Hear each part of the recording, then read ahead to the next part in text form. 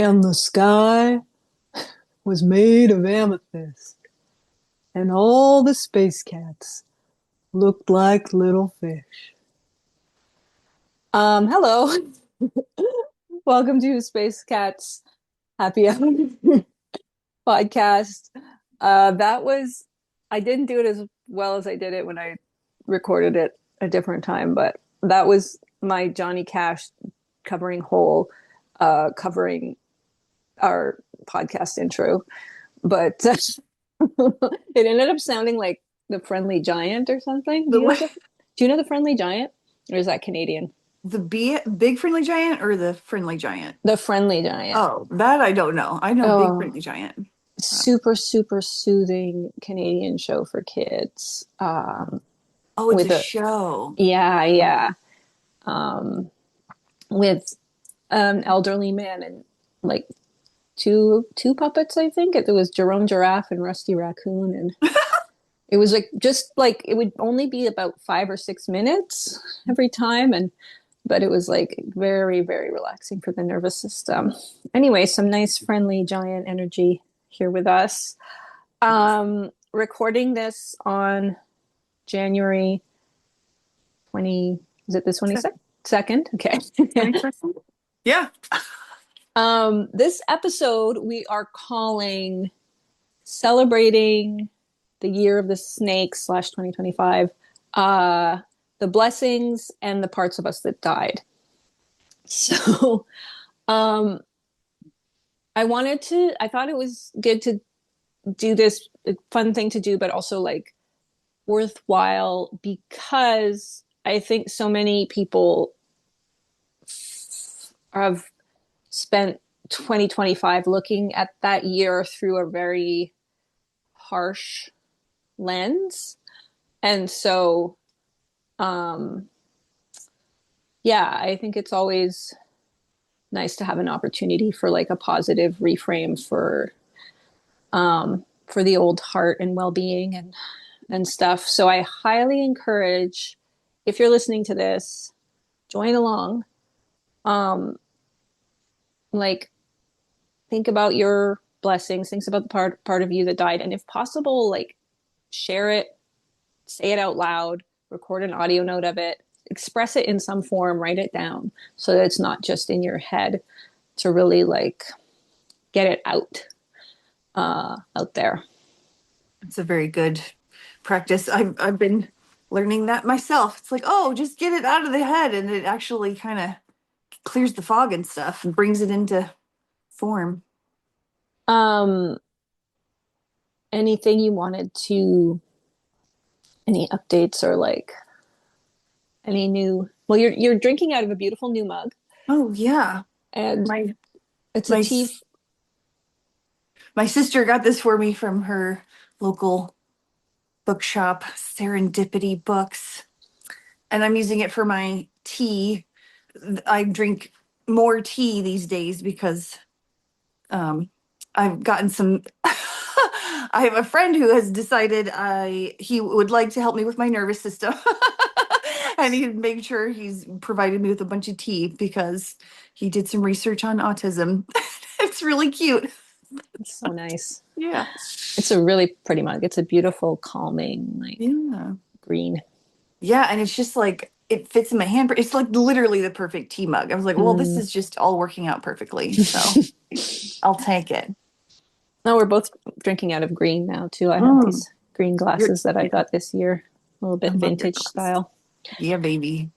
Um, okay. So things that died in the year of the snake. Um, Um, yeah. I we're gonna go back. We thought it would be more fun for us to just go back and forth with these. Yeah. Um, I will start with the death of my menstrual cycle. Mm. Very much celebrating that. Um, and it goes along with another death, which was death of my fear of conventional Western medications, including hormone therapies.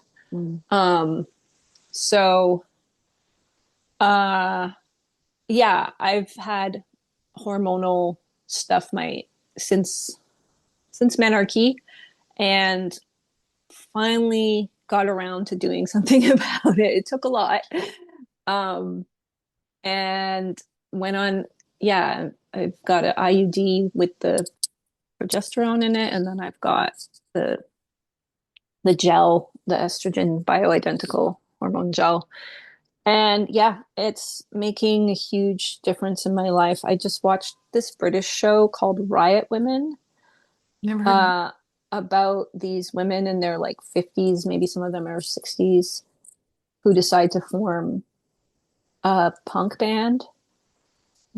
And a lot of it was like there was such a theme in the show, like a very overt theme of like get on HRT for menopause. It's like we don't need to.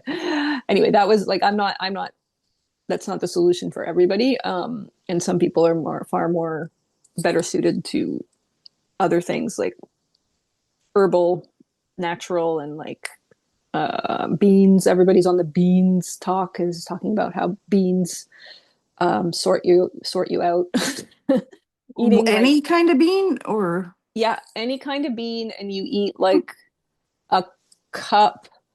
Uh, I forget. It was a lot of beans, so I haven't gone down the route that far. I think it was a cup of beans twice a day. oh my. So people are like air frying them or stuff like that, but it Oh, does all this amazing stuff for your gut and stabilizes your blood sugar, but it's also really, really good for your hormonal balance. So if nothing else, try beans. Even if you don't start with 2 cups a day, just start with, any amount a day and maybe build up. But yeah, bean talk. But anyway, for me, it's been hormones and antidepressants that are getting me together. And I have a lot of opinions on our menstrual cycles and our reproductive autonomy, just like energetically, and whether we even need to have periods to the extent that we currently do, or any of the stuff. Um, and I 100% believe in complete sovereignty, reproductive sovereignty that comes from within, not from without. But something coming from within can be supported by tools from without, from mm-hmm. the external. Anyway, Yeah. so that's a couple of my deaths. Got our little Tim Curry mascot coming in the house. She's, of Hi, course, baby. as soon as I want to record. She loves to be part of the recording. She's so She cute. really She's does. She'll sit she's on a my lap. pastel tortie. Pastel Torty. Yeah, baby. Wow. I don't even know where to start. So much is because I'll just say the first thing that popped into my head was the death of myself that thought I was not worthy of blessings. So I guess it kind of ties into to both because man, the amount of I don't know, like self-worth. I'd already gotten to an amazing place where I love myself and all that stuff. It's not like I was starting from ground zero here, but like I reached whole new levels of believing that I am worthy of love and that, you know, it's okay to be soft and receive. And that was a pretty hard, long journey, but like it's totally worth it because I'm like living my best life here. But yeah, and I don't even know if there's really that much to elaborate on because, like, honestly, the death of the self that doesn't believe you're able to have blessings. I'm like, okay, that's yeah. Um, that was a big one. Yeah, that's huge. And like, yeah, the support that's come your way is just so Mhm. nice. That's a big, big death. Also, I forgot to mention that when I mentioned the Riot Women show, that the song that I was singing, the whole Mhm. song, Violet, that's like the constant. I forget there's a term for it, but I can't remember. But the constant song of the show, like it comes back over Uh, and over and over and over okay. again, is that song, which is why I suddenly was doing a Johnny Cash cover of it to amuse myself. Um, but yes, okay. Anything more you wanted to say on that one? Oh, I think that's good. It's so multi-layered. It's like, okay, It's huge, yeah. just leave it. Um, I also had death of my entire physical body. Very extreme and intense. Don't recommend it. Don't recommend going that route. But I did. Uh, and um, you know, it was to that place where it was like literally everything else, like nothing else mattered beyond my physical and mental survival and well-being. Um, so it was like literally every other thing, external thing was just like so pointless um in the face of that. But also like all of the fat cells in my body, um I didn't have a speck of fat on me. It was really um haunting Mm. for my poor partner to look at. I tried to, Oh. I'm not saying this was the best approach either, but I did my classic thing where I tried to not show it when I was at the worst to anybody else because it was so scary looking. Um, but um, I had a reframe on that in the fall too, that it was like this radical uh, cure that I went on to like break my body down and then rebuild it from scratch. And an intuitive friend of mine Oof. was telling me like trauma is stored in the fat cells, and like Oh. baby, every one of those fat cells died trying to keep heroically trying to keep me alive. Mm. um so Damn.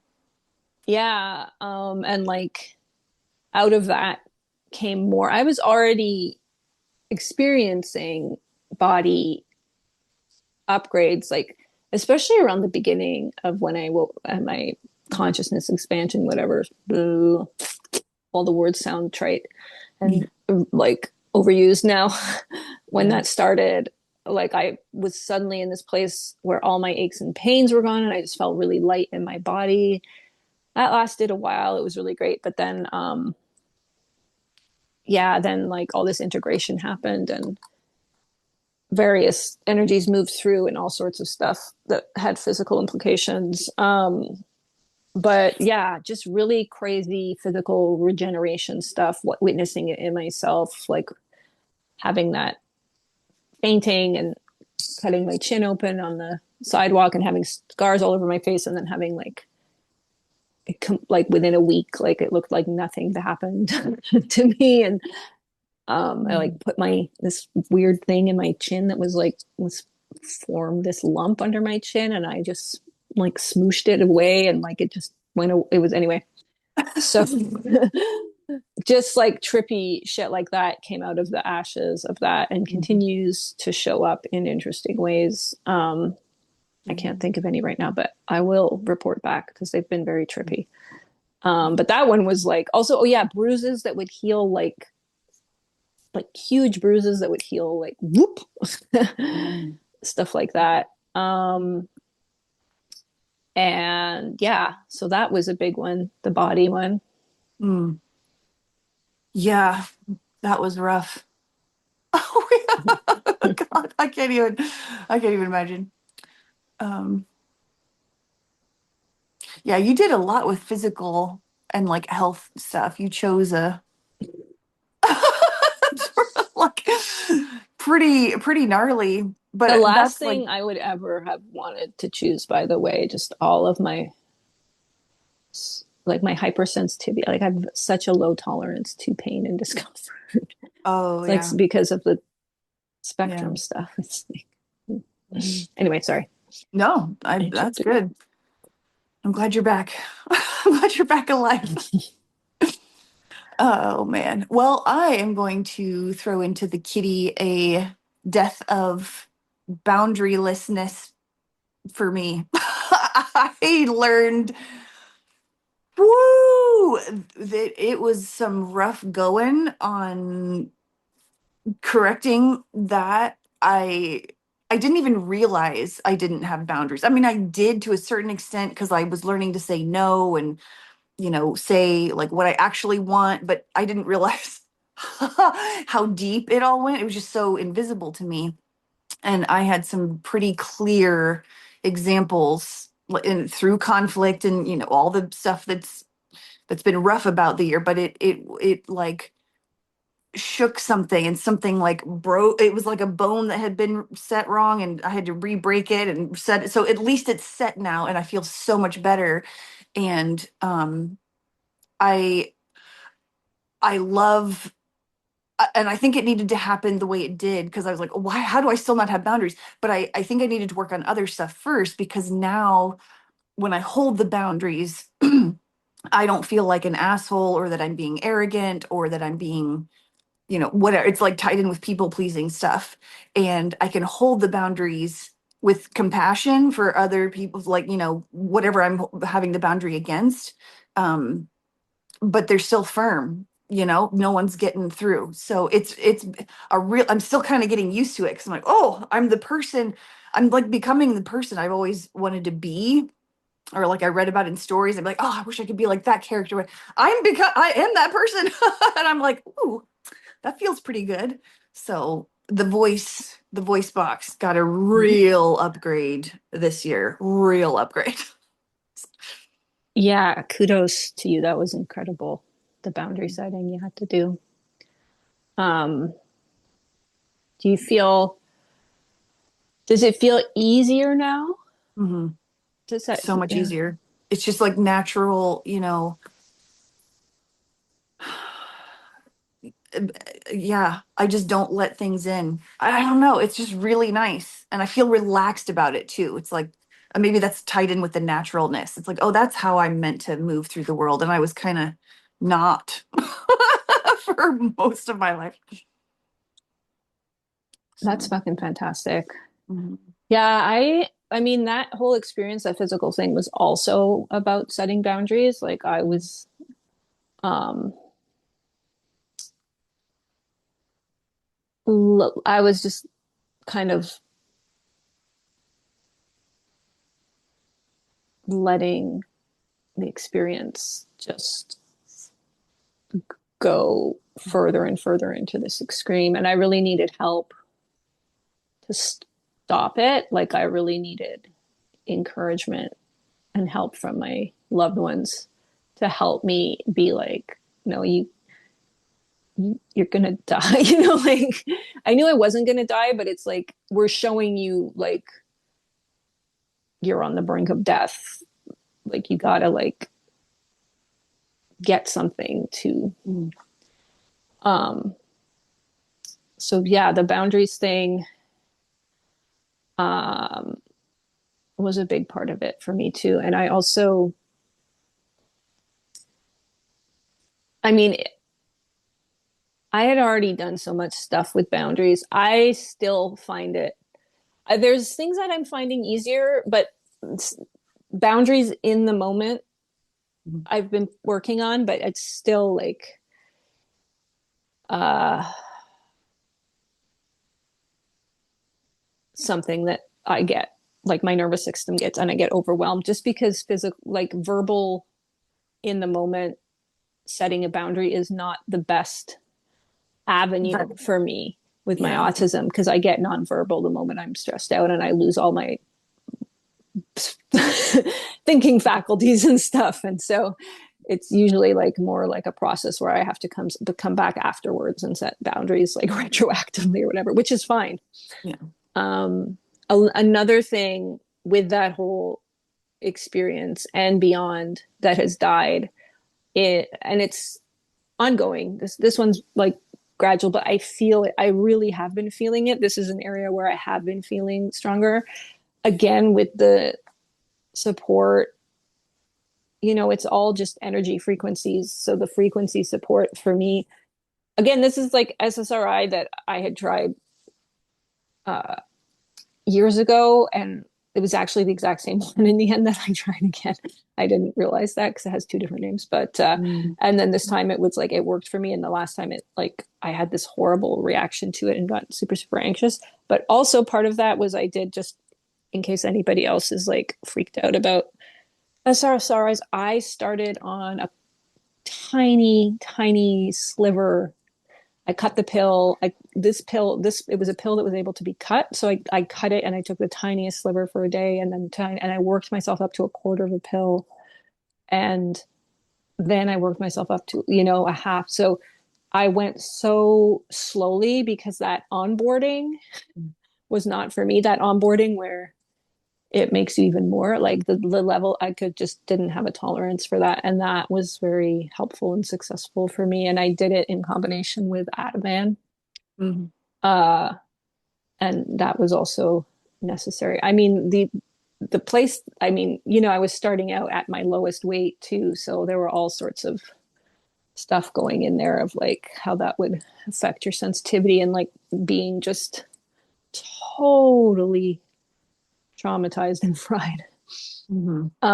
But what was it we were trying to remember to say? It was something else. It was the dad. I'm just putting these things, I'm saying these things in case anybody else is like maybe considering an SSRI, but having a lot of anxiety of that way of getting on it. Like, just go at a mic, Mhm. go at your snail tiny bit by bit. Um, Speed, sorry. Slightly nonverbal today. But there was something else Right. that had to do with the boundaries and dying, something that died. Oh, right. Was having my self worth be, and also my quote unquote spiritual progress be in any way dependent on the events happening into my life, what was happening externally, my loved ones, my physical well being, that stuff I had gotten into, or I had always just been somebody who does the thing of like, oh, you fucked up, like everything. Oh, you fucked up, you fucked up. And because of the autism stuff, it was like, oh my God, like you're always trying to prevent any kind of mishap because of how hard it's going to hit you and how much time and energy it's going to take to like build back your resilience from it and like just keep going with your life and get your daily tasks done, so you're like always in this state of hypervigilance, etc., etc. um so I had that since I was a kid. This you're a fuck up, like you fucked up, this is on you, how do we prevent this? Mistakes aren't safe to make. My human design is like all about making mistakes. I think you're not supposed to be feeling safe making mistakes. Um, so that was really, with how they talk with the Wheel of Fortune card. Like if you're attaching your inner sense of peace, well-being, self-love to the external, then you're like flying around on the edge of the wheel, and you got to stay in the center no matter. But it just was really like the fact that like our consciousness shapes everything, and we have such an incredible sense of choice and power and free will, even though free will and um, fate, destiny are two sides of the same coin. They're basically just the same thing.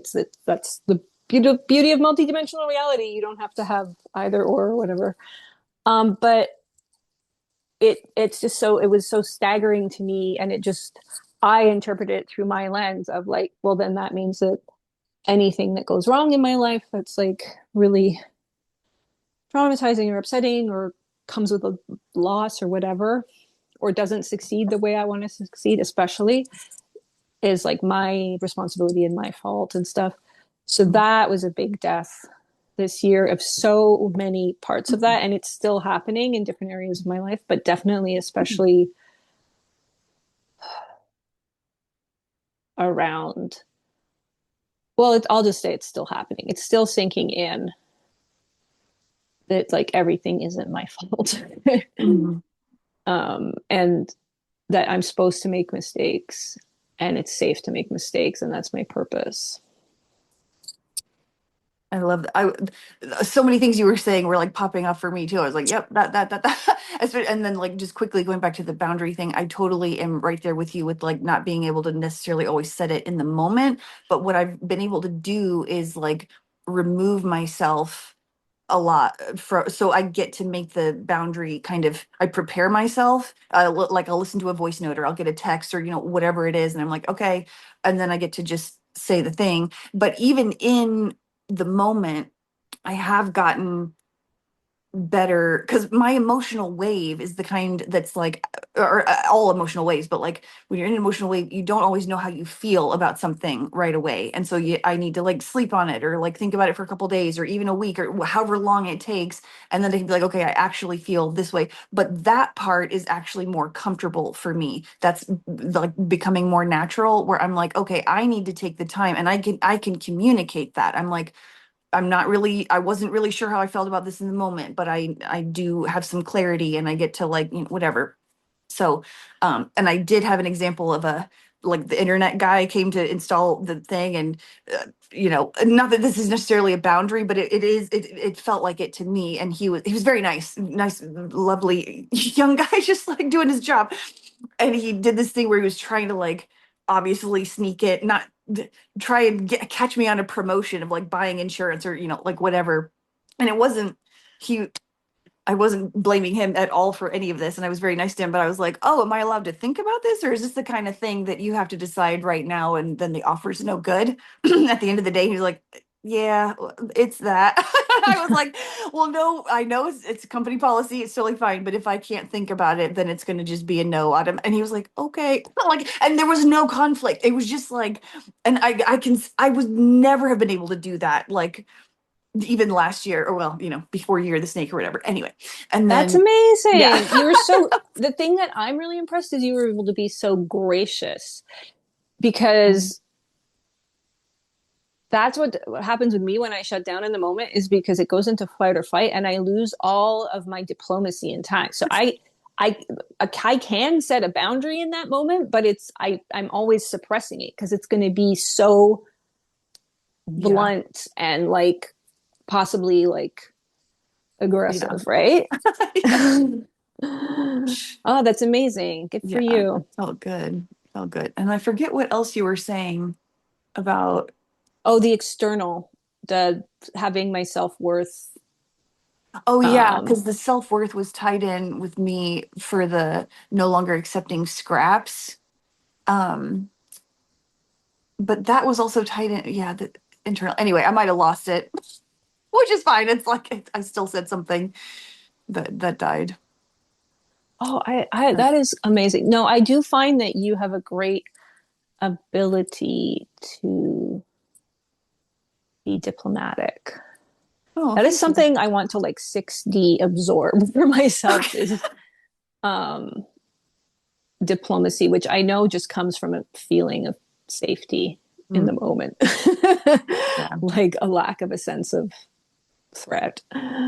yeah that Um, nervous system overwhelm is like oof, real oh I remember it was the feeling like everything is your fault and that I'm a fuck up and this that voice has gotten so much less like prickly and oh my gosh I just had the worst self-talk anytime I did and I still do it it's but like you're so stupid you're such a like all this shit and I can feel the heaviness of saying that and I'm like oh it's actually not like it's okay to make mistakes. I don't know. It's not necessarily part of my human design like it is yours, but like we all have, some sort of programming that's kind of overlapping. And I never thought it was, I think, and maybe it's tied into that perfectionism of like the neurodivergence. I don't know what it, where it comes from, um, but yeah, I've really just softened on myself and started to treat myself like I would my best friend or something, where it's like, I wouldn't talk to my best friend like that.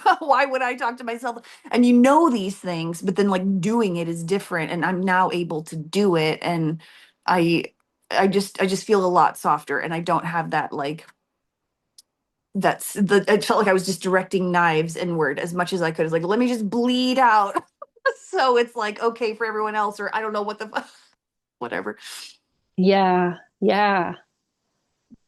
So it's okay for everybody else.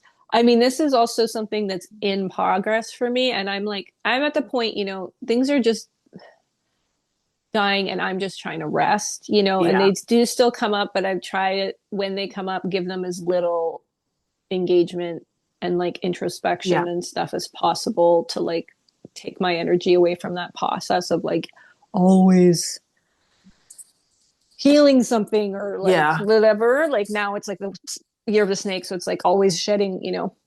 But the masking is something really interesting. I don't know, something that I was thinking about with the masking. Um, oh, I'm also going to say again something that might sound contradictory or paradoxical that's been dying for me this year is uh,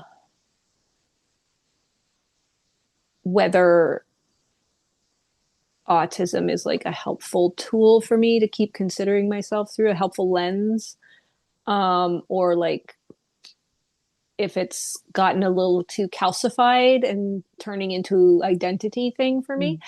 But I'll get into that later. I'm going to stick with my original. I'll not go off on a tangent, which was that. Um, Now I have to remember what the original was. Yeah, what was I talking about? I was talking about masking. So I've had a really hard time with the authenticity thing. And even knowing through my own inner knowing and stuff that came through and things I learned through human design and stuff as well, that I am meant to straddle, I'm meant to like embody paradox, straddle different perspectives, multiple truths, all of that. It's still like, I think it's just like a natural way that I liked my soul or whatever energy likes to be like in flow and like have that flexibility and not, it's always been very straining for me to like stand in one truth only and be like, this is the truth. Um, but even though that's the case, that's actually like my natural comfort zone, like I'm so uncomfortable straddling as well and like putting that energy being public about my straddling because it always has felt like no matter what I'm saying, I'm never authentic, fully authentic, because I also believe something else beyond that or that encompasses that or that's opposed. Mhm. Um, and that for me ties in with masking, just masking so many aspects of myself since early childhood again, um, including expressing like my opinions on things and my views, but also just my natural responses. Again, coming from that, like I've always had the programming of like, I'm abusive, I'm a horribly abusive person. That was hilarious. She just showed her butt. She scared the shit out of me. She jumped. I didn't even know she was up there until That's she. so funny. Anyway, Tim Curry for the win, guys. Sorry for the interruption. Yeah, well, showing your ass, right? Like I've been totally um afraid of showing my ass and like Mhm. I've so that's also why I'm so uncomfortable with the concept of authenticity, because there's nothing feels authentic to you when you've spent your whole life masking everything Mm. and like trying to suppress and control every natural reaction you have. Because like naturally I would put my foot in my mouth, and I have, but like if I wasn't constantly self stopping myself from speaking, I would be constantly putting my foot in my mouth.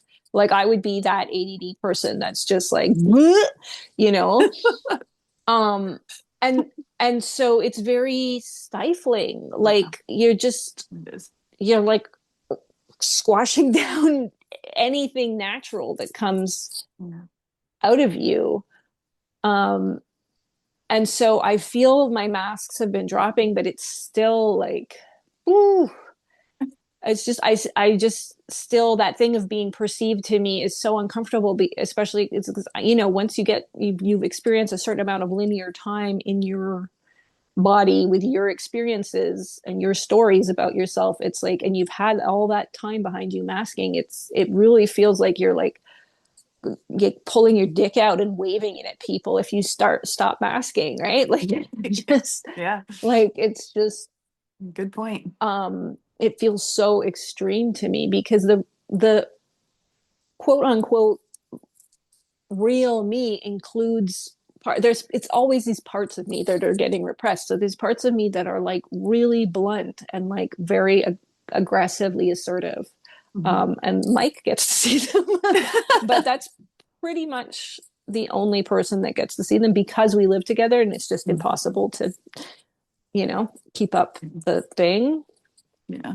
But there are parts of me that are really trickstery. There are parts of me that are, yeah, or like say are willing, like will say and think things that are extremely out of step, and like would be like, I don't know, political, I don't even know if that's a word, but like would just express a thing that was like completely out of step with the current thinking, and therefore might be upset somebody or trigger them or be controversial. And I'm all of Same. that still, I try to put some of it out on this podcast. It feels like a really special safe place where I just Mm. but yeah.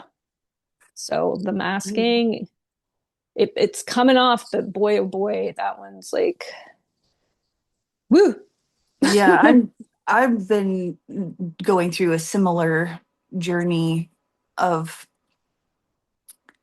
yeah, it's just a, yeah, unmasking is quite an experience. And I love how you said like nothing feels authentic because you're so used to repressing everything. I totally, totally resonated with that. Um, but I am getting better at, or like I'm satisfied with where I am in the ways where I don't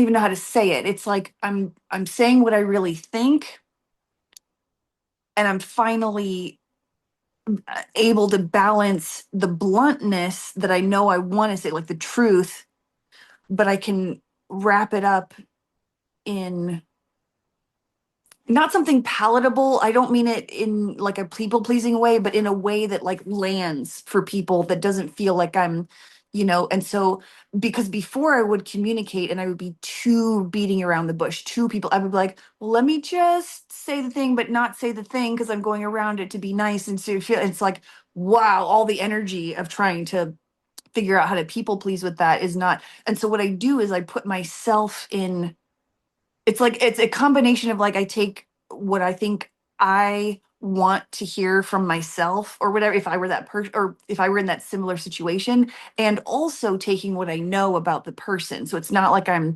just saying one thing because like that's what I want to hear. It's like, okay, I know this is the concept I want to say, but I need to, anyway, I'm really loving the unmasking part because now I can just kind of be more honest, I guess. Not that I was being dishonest before, but it always just felt like I wasn't quite saying what I actually meant.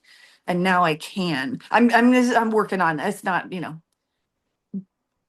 but I like where I am with the communication stuff. I feel to me it's like it's like my Aquarius autism types. Not that I'm associating Aquarius with autism. For me, this is how I like because it ties in with a Virgo and all other kinds of stuff. But like, I feel like it's like my Aquarius sun, and they could just, do the honesty. But then the Pisces moon and rising is like, but let's consider feelings, but not too much, because we still need to like tell people what they need to hear to shake them out of their shit. It doesn't do any good. Actually, that was I wanted to say one last thing before but the tied into that is, I have a friend who's recently had a baby. He's like 2 or 2.5, or whatever. And so we go on this every time we talk. I have the child journey, and I get to see how everything's going, whatever. And one of the phases was she was trying to wean him off of using a pacifier, because it was, and she was like, the doctor says it's bad for his soft palate. So even though it's really hard because he's crying for his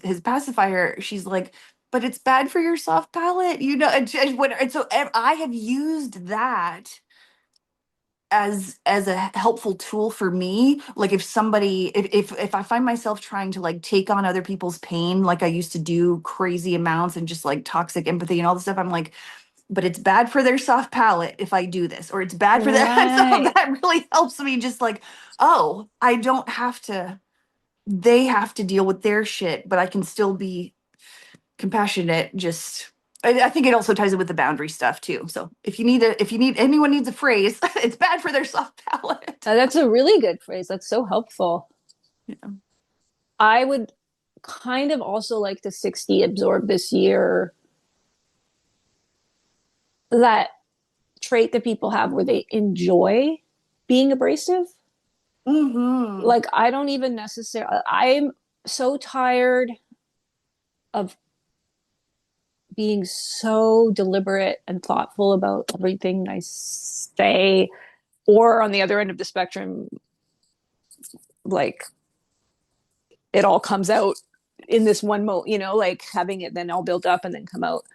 Like, I would like to learn, because I know so much of people pleasing stuff for me is connected to the way that I feel other people's reactions and emotions so intensely, which in human, it was helpful for me to get the human design perspective on that, because it gets away from like, I don't know, it's so neutral. It was Yeah. just having the open solar and the open mind center or whatever, that's just like, but it's basically me in the moment, already feeling self-conscious, hyper aware, hyper vigilant of myself, trying to think, is this gonna, and then if I do something, immediately feeling a person's reaction, even if it's like tiny, mild, being so hyper aware of it, like they're Mhm. bored, I'm talking too long, they're bored or Yeah. whatever, and then trying to manage, like, I feel like I don't think that's going away, that hyper awareness. So I just need to like flip how it's like I need to enjoy that feeling. It's like, oh, you're bored. You know what I mean? I know it's like the Yeah, I love pendulum it. thing. Like, maybe I'll be really long-winded. I'm already long-winded, but maybe I'll just be like really unself-awarely long-winded and Yeah. um whatever, abrasive for a while. And it will Mm-hmm. be really annoying for those what my close loved ones, but it's like that's what it'll take for it to come back into balance, for me to just not be so stifled. Because also, when you were saying, like, speaking like honestly, there's so much of the masking for me too that I feel so uncomfortable about, because you're just trying to desperately survive and not expose whatever that you think is going to get you fired from a job or Mm-hmm. whatever, for so much, get you in trouble in school or whatever, that I, I, you're dishonest, like you will say things to protect yourself, to like avoid conflict, or avoid like letting this person know this thing, like constantly having to be at some level of kind of like dishonesty, and always being aware of who has the power in the room, to like, so you're like always aware of like this matrix of hierarchies that I don't buy into or care about at all, but I've always been aware of them and like playing to them a bit just for survival. Like, all of that stuff is just Yeah. It's like, exhausting. I just feel so done with it in my soul, Yeah. you know? That's what it is. It feels like I'm so exhausted. I'm done with it in my soul. I'm just, yeah, I don't have the energy to be anything but this. And it's really nice. And I think a lot of people reach that point in the year of the snake. They're just like, I don't have the energy to people please, or whatever they were doing. I think menopause also brings a lot of people who menstruate to that point. Is it like it's like a Yeah. path to like Yeah. reaching that point? Hmm. But I don't think um, future generations should have to endure all I don't the think so either. stuff to Yeah. get like that seems like bullshit. Hmm. Something that yeah, but there are some things where I really have felt more distance from stuff that used to bother me and trigger me. Just our whole bathroom is falling apart, and we've had to have a million visits from the landlord uh, to fix it very slowly, and it's basically getting fixed to where it's not going to be tiled again. It's just that I'm like, yeah, because we're moving, because Yeah. we're leaving You're this done. year. And it's like, of course, it's falling apart. It's just like, and all the dealings with him, and Yeah. it's just like all that stuff, and like all other things related to like money and related to interpersonal stuff and related to in some ways my book and like things like that, but I'd like that more too. Hmm. But so many things I have felt have died, or it's just like uh they don't have that, they're not draining me anymore in that way. It's like, and Nice. even though I like have this, I have historically had this tendency to ruminate and stuff. It's like easier for me to be like, okay, that's if it comes up to be like, okay, but we can actually just switch over. Like I had this thing kick in the fall, which is like, no, you just have to keep focusing on what your visions is, your goals are, what your desires are, and that. And like when something comes along that's like, bleh, like it's like that just your attention is required elsewhere, so you just have Hmm. to focus on the next thing that you're like excited about, even Yeah. if it was just for me a lot of, I mean, I would barely did anything. I spent so much of the first half of 2025 at least just in my bed, alone, not able to meditate or anything. So when I was able to like make art again, that was one of my first huge blessings, was just like art, Amen. physical art, and like making things and craft just Mhm. coming back in this huge way. That was one of my first like just huge blessings of the year. Yes. Exploring, learning new ways of making art, discovering new ways of making art on my own, like Hmm. cannot express how satisfying and incredibly like helpful and joyful and wonderful and healing that was. Awesome. Yeah, when your art came back, I was like, oh, here we go. We got the spark. Yes, Yeah. baby. So nice. Yeah, the art is so Also, healing. I had previously had the thing where when I was in periods of depression, I would be very creative. And Mm. this was like the opposite. It was like when I came, like sometimes with creative people or whatever, they associate their creativity with depression and stuff. So this was the opposite. When I was in that cycle, I couldn't do anything. I couldn't think of it. And so it was when it lifted that I was able to create again. Um, Nice. yeah. Which in that everything is so different now. Well, and that actually that ties in with one of my like, well, death and blessing, because it was like the death of the my beliefs or whatever, the identity that I had where I was not a creative person. I was like, I just don't have that shit. Um, and I know I started to have it die when, we started this podcast and I did the music and, other stuff where I was like, oh, I can do things like that. But this year in particular, I still didn't quite believe it. And now I believe it because I started doing film stuff like promos and stuff for my stream, and it started with like photos, or choosing music with a photo or whatever, and then I was like, I could do a little, so it was like my first video was like 52 seconds or something. And it was like, oh my god, I can like combine, like, and I loved finding the music that fit the clip and the this and the that. And I only got a few months of that juice because that was the energy that we're actually moving into. Like, it was Saturn and Neptune, both that were in Aries, and Uranus was in Gemini. And that energy kind of, they did retrogrades back into a different sign, and so now they're going to be fully into those signs this year. Like Saturn and Aries, Saturn and Neptune are going to be in Aries together Yeah. February 20th. So like it's a little bit of a couple weeks here and there, but then they're going to be conjunct on that. So I'm just like, I can feel the fire coming back. It's not quite, I don't have like all the, but the projects that I'm going to be working on this year in particular, it's gonna bring more of that. I can feel the creative juices, like video stuff and music and the stuff that I was already working on. And so now I feel like, and that was a huge blessing. I was like, I didn't even realize I could get so high off of doing this creativity stuff. I just never have done things like that. All I've ever done creatively, or, like if my friends are knitting or whatever, I'm like, oh, I'll learn how to do. And so I do it with them, and it's fun while I'm doing it with them, but then I don't, keep doing it. I don't have that. So I just need to find my thing. And you're such a good cinematographer and editor and director. Like, I really think that Thank one you. that you did about the day on the farm, I'm The like, farm. submit that to like short film. I'm sure there's like, there must be short film competitions for like projects on iPhones and Maybe. stuff.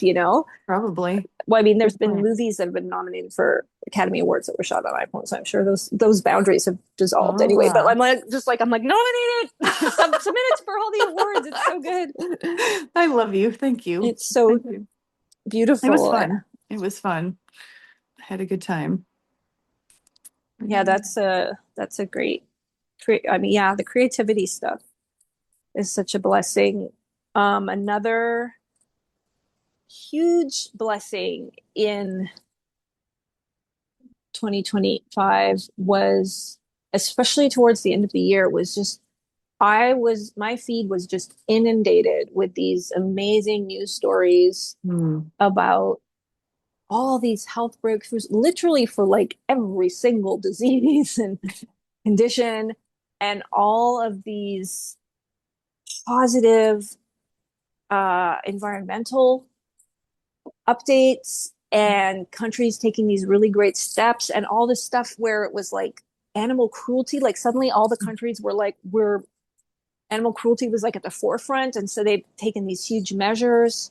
I'm talking health wise, it's like cancer, Alzheimer's, uh diabetes, injuries, burn wounds, amputations and those types of injuries, repair for that, aging itself. I was just reading a study on psilocybin. It's like the first study that's looked at psilocybin for other effects that it would have in the body beyond things related to like mood enhancement and brain stuff. Mhm. And it's um, lengthened the lifespan of it's had an effect on the lifespan, but where they're looking at it, the telomeres or those things in our Mhm. bodies that get shorter as we age, it's like it's having an effect on those. And I'm going to try to find the link so I can put it in, but Mm. yeah. And like just everywhere it's like, Mm. and like the mushrooms are always just helping us in every Yeah. form. Like now there's like a mushroom bandage that's being created that Mhm. for wound healing. And Yeah. yeah, just incredible stuff. Mhm. Yeah. um and then culturally too, the two shows, I'm so excited by these two Canadian like created shows, Mhm.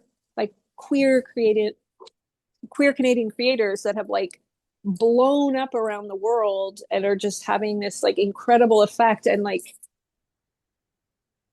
um like literally like people in Dubai and Jordan and stuff watching these shows, and like all the far-flung areas of the world watching these shows featuring like the sexy gay romance, and then the couple that where one of them's trans and there's like a hot sex scene there too. Anyway, it's just like that, like, and like the horniness that was unleashed by those shows too is just like, I feel like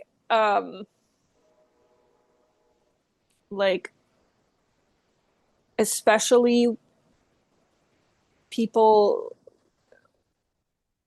especially like women, I'll just, we all know gender, blah, blah, blah, but especially women's horniness is like this huge power that's coming in.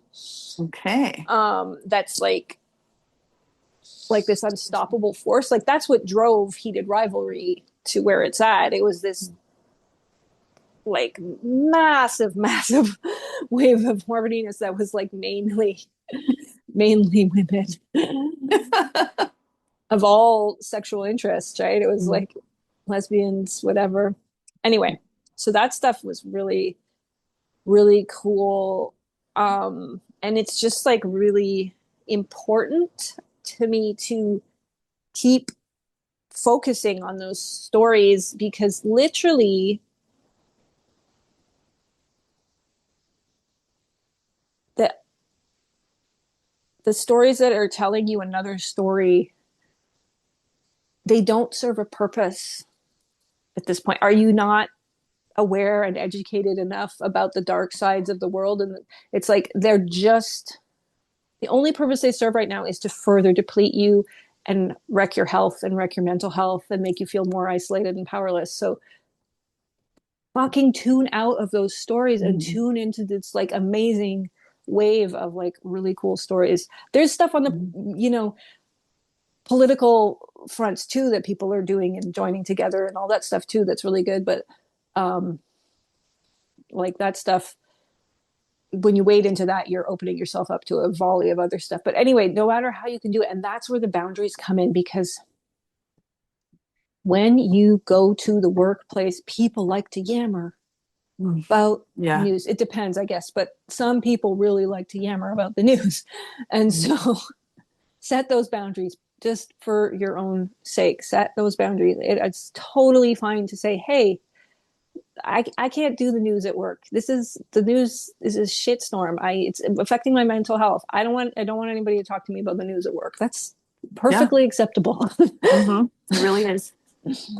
Take it from the unmasking autistic people. It's perfectly acceptable. Just say what you Or want. in your, families too, or another place. Um, Mm-hmm. I'm in a group family chat, and it's a real question of tuning in and tuning out Mm-hmm. because it's like there's so many lovely things in that chat, and then there's so much focus on the news, and it's just like I don't read it. I don't even pay any attention to it. Someone will say, "Oh, how awful." I'll just skip ahead. I don't care, I'll miss some good stuff too, and then I'll just wait for somebody to be like, "Ha," and then I'll go check what "ha" meant. There you go. It's on mute too, right? So it's I Yeah. only hear when I check in. Anyway, Mm-hmm. That's you smart. you don't have to watch propaganda that's there to make you feel awful about the Mhm. world and about humanity. Humanity is a fucking gift. Yeah. Humanity is a blessing on earth. Humanity is perfect in all of its forms. Ooh, which reminds me, the masking thing. Um, when I was thinking all about that stuff about masking, I was like, oh, and that's like, this is, if you've listened to this podcast for a very long time, you'll know that this is the pro psychopath. um, I'm pro psychopath. Um, like when they say the mask slipped for people, I don't also, those terms are dead.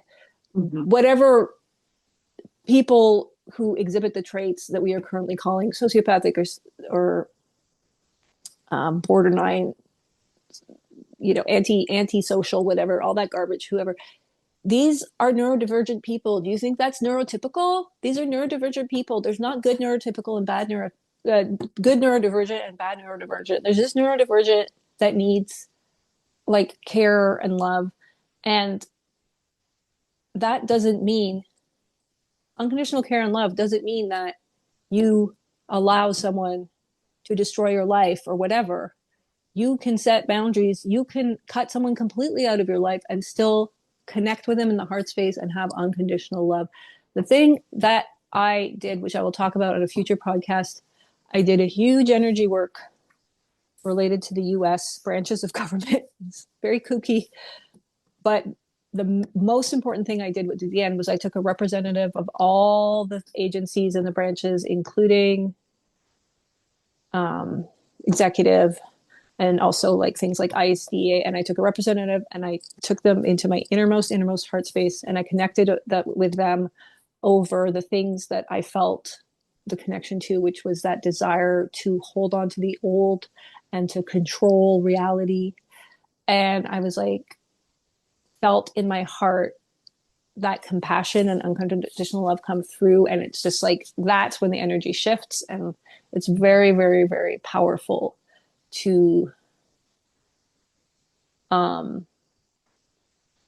do that. That is such, it's the most powerful thing probably that I've done throughout my whole process of my spiritual journey, is bringing people that I find challenging or that I'm afraid of or that I have had hatred towards or contempt for, whatever, into my heart space, finding a part of me that connects with them. And I'll always end up crying. I'll always end up feeling my heart open up. And it also is like, it restores the power balance too. Like, you're no longer putting them in charge of your power. You're no longer putting them up in this place where they don't actually, that's the illusion. That's the illusion, is that they hold power. They really don't. Okay, I really went on a rant there. That's amazing. Oh my gosh, no notes. Bravo. uh, any other blessings you care to share? I think discovering that I was the Midnight Diner was pretty fucking epic. And it came with a death. It came with, the removal of my home and the dream and all the fucking things.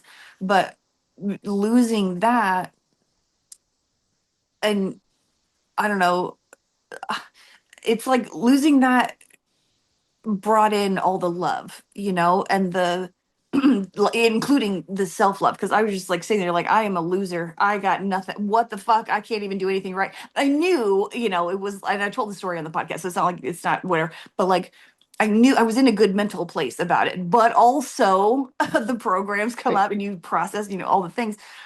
And so I was like, oh, this is not okay. But then like taking in the fact that it also ties in with, oh, actually this will be a good little tie in with my last little death blessing thing, which is the death.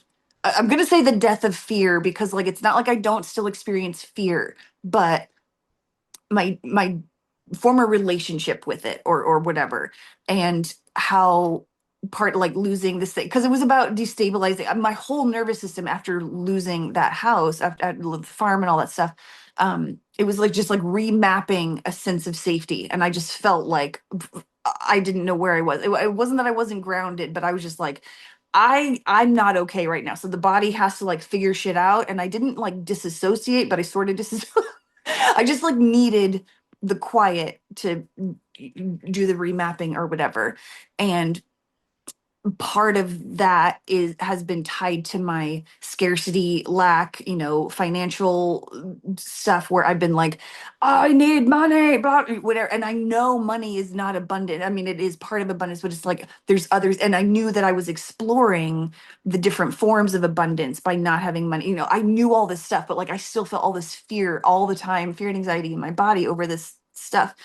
And I've had a recent experience where I've seen a person that I know kind of, they're going through a life change and they're scrabbling for money. It's like, give me this, to give them the sense of security. And I'm not saying anything bad about that, because like I was doing the same thing, but it made me see how far I had come, because I was like, oh my gosh, this person still thinks that money is safety or whatever. And I'm like, I felt so rich and so safe, actually, knowing that even though I still feel like I may have work to do and I still want money and all everything, whatever, it's like I just feel so much more safe and secure in my body, knowing that I am taken care of. And it was stuff that I couldn't convince myself of before. It was like I knew all these things, but I couldn't feel them in my body, at least not consistently. And so now, there was just another massive fear portal that I passed through. I'll tell that story later, but a different podcast, but like I could holding my center through all that and feeling like the final skin coming off, like the shedding of the skin of like the fear and the scary, all of that stuff. I just sat there and I was like, I could feel the, it's kind of like you're talking about the Wheel of Fortune where you're like, you're sitting in the middle while everything spins around you. And I could feel myself being like, oh my gosh, I'm on the outside of the wheel because everything was spinning. But then I just kind of came back. It was just a really cool moment of seeing how every time I think, oh my gosh, I have not done enough work and I'm not good enough at this and everything's my fault. Now I'm like, oh my gosh, look how amazing I look how much progress. And it was just a really beautiful, it felt like such a huge blessing. Like I didn't cry, but like my heart was really full. And I was just like, oh man, I've given this gift to myself, And it was really, it was kind of hard work, but like I'm worth it. And like I proved to myself that I believe that I'm worth all the things that I've been doing. And I just like had this really wonderful moment with like all my past selves, like especially the selves that kind of the self that woke up in 2020 and had this long journey to here. And how like I remember in the moments in those early days where I was like, I'm doing the work now because I need to have my future self be like, I'm working towards being my future self. And like me as the future self, I'm sending back like all this love and support and like gratitude for like, thank you for not giving up on yourself. Like, yeah, you had moments where you were like, you did want to, but like you didn't. You kept getting back up and like you did this work even when you didn't want to. And I just like, I just that is the hugest blessing to me, just being the self that I wanted to be all those years ago and now I am, and like it only gets better. Like I'm just still continuing to become this really awesome, future self, and I'm loving the awesomeness of my current self. It's like a really great, I just feel good in all kinds of different ways. It's so Anyway, lovely. yeah. Yeah. Um, yeah, I also um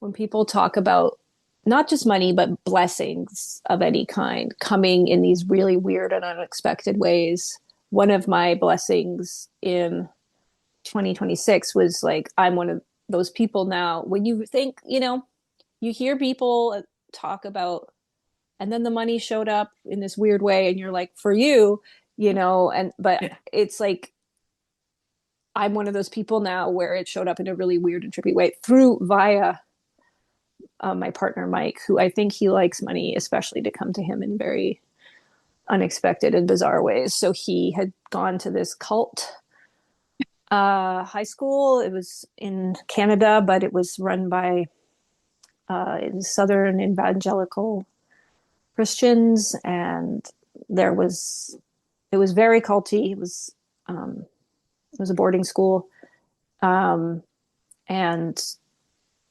that was way back in the 90s. And suddenly there was a class action suit. There was a big, huge, huge news story about it because I mean, it had very devastating effects on especially the children of the staff who worked there, but also the students. And I won't get into the practices, but um, we've seen enough TV about cults to know. Mhm. And suddenly there's this class action lawsuit because even though the people who had run it had like died and gone bankrupt, there was an insurance company over the school, so they sued the insurance company. And because it was a boarding school, there weren't that many. It was like this small boarding school. There weren't that many students who went there um, during the period that Mike went there. So in the end, it was all over the place. This started happening years ago, and it's like, okay, well, they're doing this. You basically had to actively opt out of it. So I was like, okay, for sure, I'm opting in. Mike was opting in, and then it's like, who knows how long it's going to take? Who knows if anything's going to come of it? Who knows how much if they do get something? The lawyers' fees, blah blah blah. And so it was really all a roller coaster ride, right down to the last second. And then we found out in late 2024 that it was, they'd won and they were gonna this X amount of money was going to be paid out, and but it was still like, but it could be subject to change based on something. And so by the time we knew that the money was going to be paid out in 2025 or possibly as late as spring 2026. So I was like, all right, I'm sure it's going to be spring 2026. It's like, Mm. um, and it was like in the fall, suddenly Mike was like, oh, I don't think it's going to be anything because there's just so many people and all the lawyers. And I was like, I don't know, that doesn't really feel true to me. But I was like, okay, I had come to terms ages ago with this money. I was like, whatever amount it's going to be is perfect. And it's going to symbolize our ability to move on from this apartment. And then in the end, we got the exact amount, which was determined. And the check came in the mail and I opened it.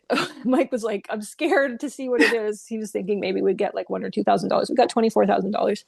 And now suddenly also what I talked about on past podcasts about 2002 prices coming back, expecting that like suddenly at the end of 2025, all the rent was going down in Toronto, all the housing prices were coming down like crazy low, like half of what they were. I was like, oh my God, it's like all that energetic stuff. I was like, it's happening, it's happening. Mm-hmm. And then I was able to find these I'm going with a plan of going in on land with friends and like building on the land. And I have a friend who's an architect, so I got stuck. I was like, oh, he'll design it and blah blah blah. But then if everything was looking like, oh, this is going to take a long time, blah blah blah. And then we found out suddenly that there are these prefab houses, and I was like, ugh, I don't want my dream house to be. But then I was like looking at them, I'm like, it's exactly what I had in my head. It's like these beautiful wooden and glass A-frames, and they're like 130,000 or 160,000. Anyway, something that's like so back to 2002, like what Yeah. you would have paid Yeah. for, and it's just like, it's crazy. So that kind of financial miracle shit, um, that, uh, it had been like, oh, almost, not quite. Mm. No, I don't think for you, maybe, but not for you. Like that fucking happened, and it happened in the weirdest way possible that I was Mm-hmm. definitely not anticipating. Seriously. Seriously. It's like, oh, you went to a cult high school and then there was a class action. This is Canada too. Like, it's not class action. We don't. It's not, the culture of lawsuits is not what it is in the States. So So much it's lawsuit. yeah, it's more exceptional for something Mm-hmm. like that to happen here. But that Yeah. energy of the States came through those southern. Mm-hmm. Anyway, all love to the people um, that really had terrible, terrible Yeah. experiences there. That is crazy. Yeah. And then Judie Jupiter, who Yay! I will introduce on a future podcast because she's having a little tummy upset right now, so she doesn't want to be on camera.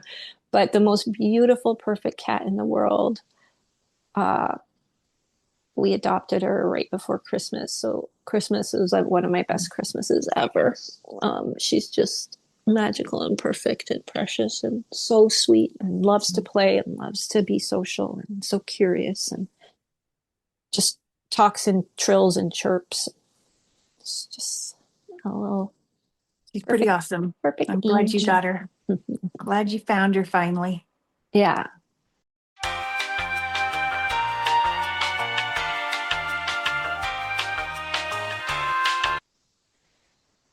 Hello. We got cut off at the end of our episode, so we just came back. Now it's February 6th, to just close out the episode. And I also wanted to show you guys Judie Jupiter for those watching the video. See how adorable she is. And So beautiful. she's up better. So I'm really Good. happy about that. And we were just wrapping up saying that, yeah, the year of the snake was a year of extremes. And I just wanted to say that, yes, the year of the fireworks is going to have some extremes as well, as we can already feel. But so much of what's happening exactly right now, I saw happening back in 2016 it actually is what sent me into my dark night of the soul, and I didn't realize it was like a vision of the future, but everything, including the Canada US stuff and the 51st state. Like I literally remember dragging my partner Mike out into the street and being like, he's going to want to make Canada the 51st state, and I all remember these you talking things. about that. Yeah. Yeah. And so now, and if you're listening and you're like, great, but now um, knowing everything I do about what being an oracle actually is in this new understanding at this new level of awareness of our power over shaping reality, you're not just seeing something that you're doomed to play out. And so it makes me even more confident that everything's going in the direction that it needs to, for us to like have a whole new reality in the world that is Yeah. going to eventually be way better. And yes, it's going to be bumpy for a while, but and I also wanted to just put out there, and I won't get into this now, but I can on a future episode, that on January 6th of this year, I did a big energy session because in my fall oracle, it had talked about embodying your inner monster, and my inner monster had a lot of destructive energy that it wanted to send towards the beliefs and systems that are upholding this old world. And I've tapped into it. I was like, oh, it really wants to use that destructive energy. And then fall, I was resting so much, so fall ended, and I was like, wait, I never actually did what I said in the oracle. So I did the energy session. I sat with my destructive energy, and I went to the US and I did a lot of things. It was very heart centered and love centered, but part of it was sending that destructive energy out. And it was like into all the systems. It went all through the branches of the US government, and all the departments, including ICE. And I believe it was either the next day or 2 days later that the events transpired with ICE that were obviously horrific, but are like now leading to the downfall of ICE. Mm-hmm. And so I want to talk about that in the future. Like it's like things are really happening at this point on Yeah. February 6th. I mean, everything's crumbling, and it's just really interesting. So I feel like I just did this huge reality shift into the world where it was like, no, we're doing this now, and it's accelerated, and it's all happening, and like literally everything is collapsing. So Yeah. sending everybody a lot of love, and I feel really positive about where we're headed, and Me too. I'm not feeling afraid, and I'm in fact going to the States next week, and a surprise trip that my friend proposed, which is, I felt that my energy had to be in the States, so I'm going to go to the States. I'm going to be in Palm Springs, so I will be reporting back from the other side of that. But that was So, everything I just wanted to button on. and we got Judy. She looks like a Yeah. little dragon in so many We got forces. a little Tim Curry here too. She jumped up. Let me see if I can. They are kitty cousins. They're both tortoise shells. Kitty cousins. And Judy is a dark tortoise shell, and Tim Curry is a pastel tortoise shell, and they're so cute. They're Yeah. both so adorable and perfect. So We that's love them. all. Just wanted to send some good vibes out about all the Mm-hmm. chaos, that it is like necessary chaos, Yeah. instead of going the excruciatingly slow route. Mm-hmm. we're on the fast track now. Yeah. Thank And goodness. But also, yikes. you know, do everything you can to just protect your nervous system during this Mm-hmm. time. Just because the chaos is unfolding doesn't mean you have to glue your eyeballs to it.